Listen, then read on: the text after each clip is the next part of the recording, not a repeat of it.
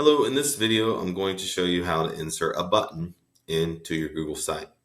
In a previous video, I showed how to create a hyperlink in your Google site to a Google Drive file, or really anything else that you can obtain the URL for. So over here, I linked to a file I called concert file. It's really this slideshow down here, and made it hyperlink, just a traditional old school hyperlink to that file. The reason you might want to use that or a button instead of embedding things as we did from Drive in that option earlier in the course is because embedding files use a lot of real estate. And sometimes you don't want students or parents to have to scroll forever, even though sure it looks colorful and nice, you don't want your page to be gigantic, which is why I've gone through our little test page and deleted a bunch of the stuff we had embedded earlier.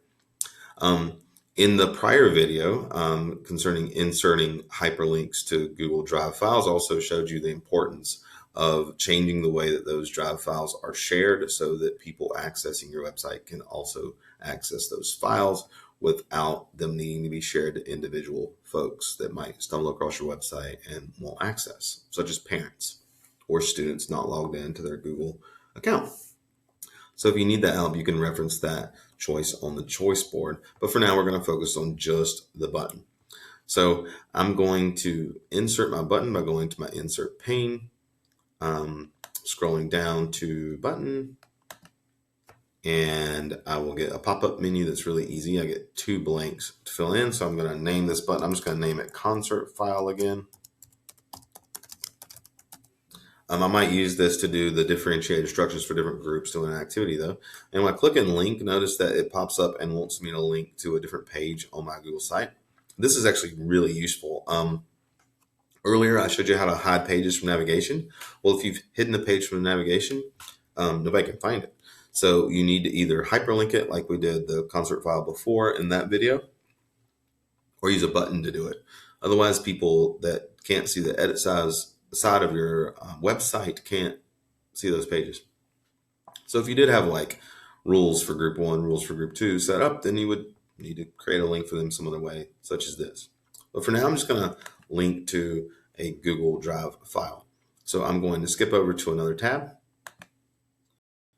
I've already brought the file up that I want to include. I'm going to hit share, but I've already made sure it was shared correctly. And I'm going to hit copy link from the file, noticing that it says anyone can, with the link, can view. So it'll be anybody that can find it. I don't have to do Control C to copy. It just copies it for me. I'm going to switch back to Google Sites now. And I'm going to do Control V to paste it in there. Control V, put that crazy long link in there. I'm going to hit insert, and it will create a button for me. Now I'm going to have to drag it into place.